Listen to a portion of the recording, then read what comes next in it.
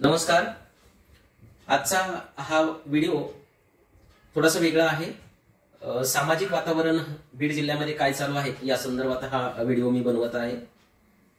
मागच्या 1 महिन्यापासून आपण बीड जिल्ह्यातलं वातावरण पाहतोय की लोकसभेच्या निवडणूक लागल्यापासून असं वाटत होतं की पूर्ण भारतामध्ये नाही तर फक्त बीड जिल्ह्यामध्ये लोकसभेचं मतदान होणार आहे आणि बीड जिल्ह्यातून जो नेता निवडून येणार आहे त्या नेत्याच्या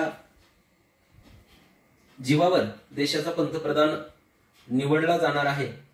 अशा एक्स्ट्रीम लेवलला बीड जिल्ह्याचं मतदान पोहोचलं आणि हे पोहोचवण्यासाठी जेवढ्या मोठ्या प्रमाणामध्ये बीड जिल्ह्यामध्ये आपण सर्वांनी मिळून जातीयवाद पेरला त्याबद्दल मला वाटतंय की तुमचं सर्वांचं अभिनंदन करावं. सर्वांचं म्हणजे ज्या लोकांनी याच्यामध्ये खूप मोठा सहभाग नोंदवलाय त्यांचं म्हणायचं मला विशेषतः. पण मित्रांनो, आज या व्हिडिओमध्ये मला तुम्हाला सांगायचंय, ठीक आहे इलेक्शन होतं तोपर्यंत ठीक आहे, मतदान झालं. मतदानाच्या अगोदर कोणत्या लेवलला बीड जिल्ह्यातला जातीवाद पोहोचला आणि मतदानानंतरही ज्या प्रतिक्रिया येत आहेत तर त्या नक्कीच धोकादायक आहेत. प्रत्येकानं आता काळजी घेणं आवश्यक आहे. एकमेकांच्या जातीवर कमेंट्स करणं, एकमेकांच्या नेत्याबद्दल खालच्या लेवलला जाऊन बोलणं हे प्रत्येकानं टाळलं पाहिजे.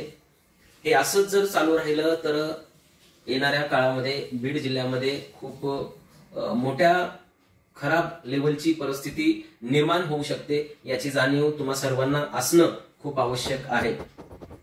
निवडणुका पार पडलेल्या आहेत.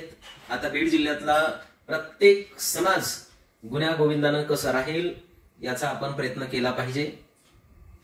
ऍक्च्युअल आर्टिफिशियल इंटेलिजन्सच्या जगतामध्ये वावरत असताना ज्या देशानं मून मिशन सक्सेसफुल केलं, ज्या देशाला पूर्ण जगामधली बलाढ्य लोकशाही समजलं जातं, अशा लोकशाही प्रधान देशामध्ये राहणाऱ्या लोकांना निवडणुका कशाच्या बेसिसवर लढल्या पाहिजेत याचा कदाचित विसर पडला आणि विकासाच्या मुद्द्यावर ज्या निवडणुका लढवल्या गेल्या पाहिजेत त्या फक्त जातीच्या मुद्द्यावर लढवल्या गेल्या. याचा एक सुशिक्षित नागरिक म्हणून मला खूप वाईट वाटतंय. चला असो, कारण बीड जिल्ह्याच्या आज जन्मलेल्या लेकरापासून 80-90 वर्षाच्या म्हाताऱ्यापर्यंत त्यांच्या जीवनामध्ये त्यांना काही नाही आलं तरी चालेल, पण त्यांना राजकारण मात्र येतं. हा आपला बीड जिल्ह्याचा इतिहास आहे आणि तो प्रत्येक निवडणुकीमध्ये आपल्याला पाहायला भेटतो. लोकशाहीनं तुम्हा सर्वांना दिलेला हा अधिकार आहे, पण त्या अधिकाराचा गैरवापर नक्की करू नका. तुम्ही दोन समाजामध्ये तेढ निर्माण होईल असे कमेंट्स, मेसेज, पोस्ट तुम्ही सोशल मीडियावर शेअर करू नका. कारण प्रत्येकाला आपला समाज हा प्रिय असतो. प्रत्येक समाजानं कुणाला दैवत मानलेला आहे. त्यांच्या दैवताला तुम्ही वाईट बोलू नका. यदि दुसऱ्या समाजाबद्दल वाईट कमेंट करू नका ही माझी तुम्हा सर्वांना विनंती आहे. कारण भविष्यामध्ये आपल्याला सोबतच राहायचंय. तुम्ही किंवा मी बीड जिल्हा सोडून जाणार नाही. एकमेकांना दररोज एकमेकांचे तोंड बघायचे, एकमेकांसोबत व्यवहार करायचे, एकमेकांचे व्यवसायाशी एकमेकांना जोडलं जाणार आहे. तर ह्या गोष्टी खूप एक्सटेंड करू नका. निवडणुकीपुरतं जे वातावरण होतं तर ते आता निवडणुका झाल्या त्याबरोबर तुम्ही सर्वांनी संपून टाकायला पाहिजे. एकमेकांचा कायमचा द्वेष हा निर्माण नाही झाला पाहिजे याची आपण सर्वांनी काळजी घेतली पाहिजे. मराठा समाज असेल, वंजारी समाज असेल, माळी असेल, कोळी असेल, धनगर असेल, बंजारा असेल, आपण सर्वजण इथं प्रेमानं राहतो आणि हे प्रेम आपलं टिकून राहिलं पाहिजे याची आपण सर्वांनी काळजी घेतली पाहिजे. प्रत्येक समाजातल्या काही लोकांमुळे हा द्वेष पसरू शकतो. तर माझी तुम्हा सर्वांना विनंती आहे, तुम्ही सर्वजण सुशिक्षित आहात, तर इलेक्शन संपलेलं आहे. त्याचबरोबर हे वातावरण पण जातीवादी वातावरण इथं संपलं पाहिजे. आपण सर्वजण एक आहोत. असा एकही माणूस नसेल की त्याचे मित्र फक्त त्याच्या समाजातलेच आहेत असं होणार नाही.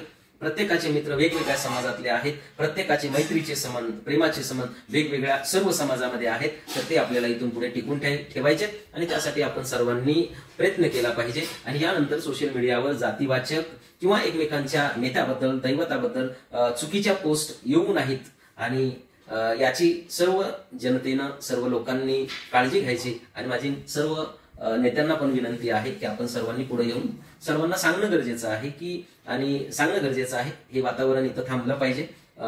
जिल्ह्यात सर्वजण आनंदाने नांदले पाहिजेत, राहिले पाहिजेत, यासाठी सर्वांनी प्रयत्न केला पाहिजे. बीड जिल्हा हा ऊसतोड मजुरांचा जिल्हा नाही तर नोकरदारांचा जिल्हा आहे, विकसित जिल्हा आहे. या जिल्ह्याला उंचीवर नेण्यासाठी सर्व घटकांनी प्रयत्न केले पाहिजेत एवढं मला असं सांगावं वाटतं. आणि यानंतर चुकीच्या पोस्ट तुम्ही नक्कीच टाकू नका. समाज सर्व गुण्यागोविंदाने कसा आहे याच्यासाठी प्रयत्न करा. धन्यवाद.